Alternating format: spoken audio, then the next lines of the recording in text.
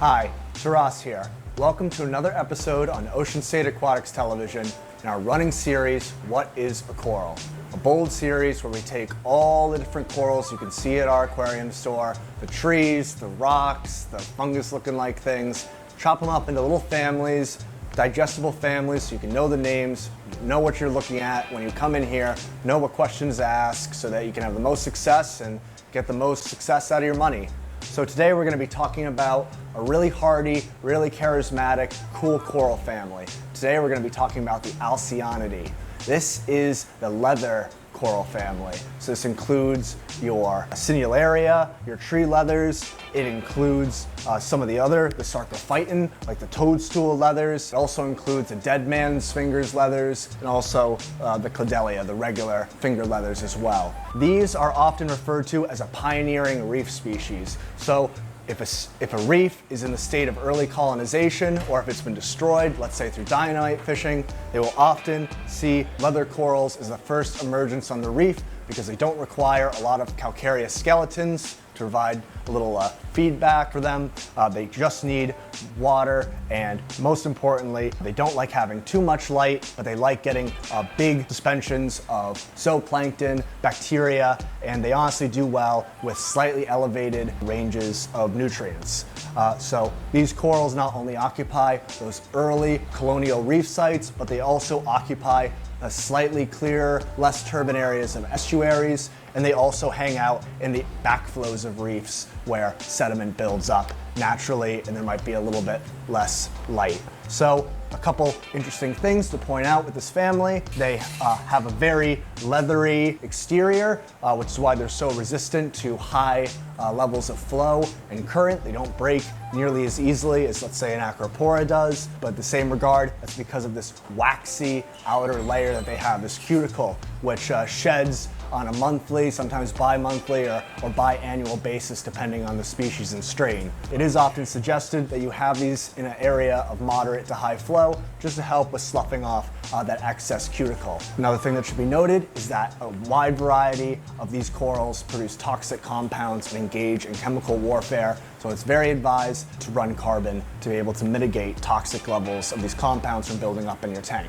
So to discuss the leather corals, the Alcyoniidae, let's go to Eli in the trenches and see what he thinks about these tough little suckers. Hey there, Eli again to give you a closer look at the Alcyoniidae, or the leather corals as they're called so often in the hobby. As with like these branching types, Cinellarias, Cladiellas, or dead man finger corals, a lot of these are some of the easiest corals for a beginner to kind of get into, and they grow very quickly. They're not very picky in terms of water parameters, so higher nitrates, higher phosphates often kind of don't bother these leather corals. A lot of them will handle a good amount of light, good amount of flow, but they're kind of flexible in terms of these, so they're a great beginner coral because they grow under a wide variety of conditions, and they typically grow pretty quickly regardless of how the tank is taken care for. So these corals also tend to be a very good option for some tanks that perhaps have not the most reef safe critters, perhaps tanks with puffers or boxfish or some of these other types of fish that might like to nip at corals.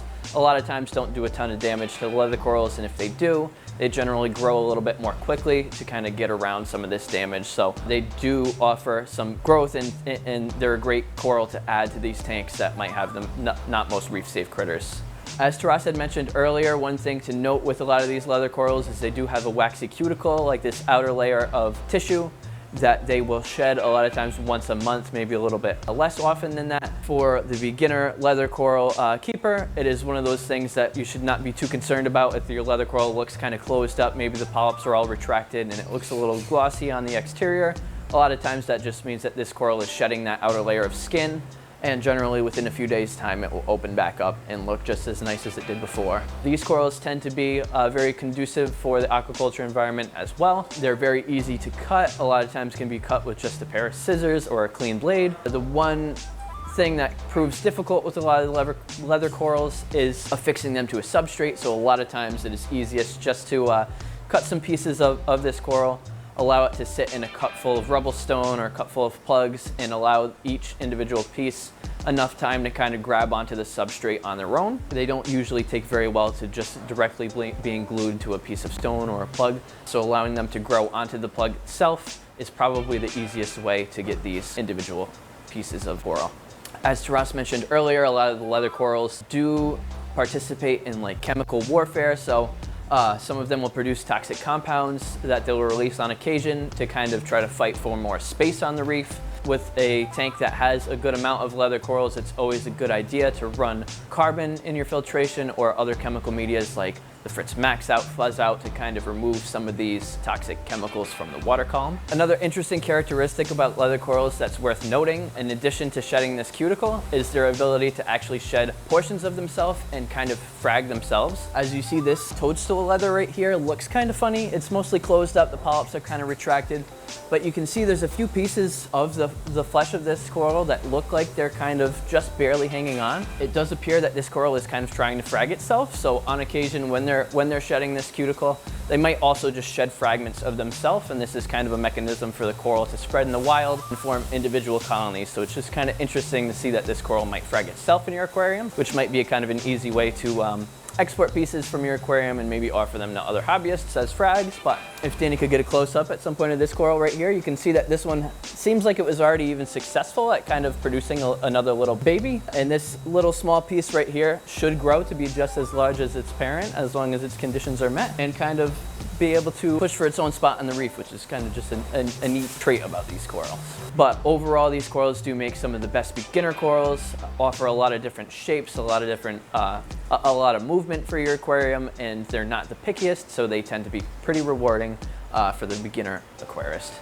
As always, if you have any questions, feel free to let us know in the comments, or if you have recommendations for future videos, please check us out at osachoice.com or at any 3 of our OSA locations, and keep on reefing.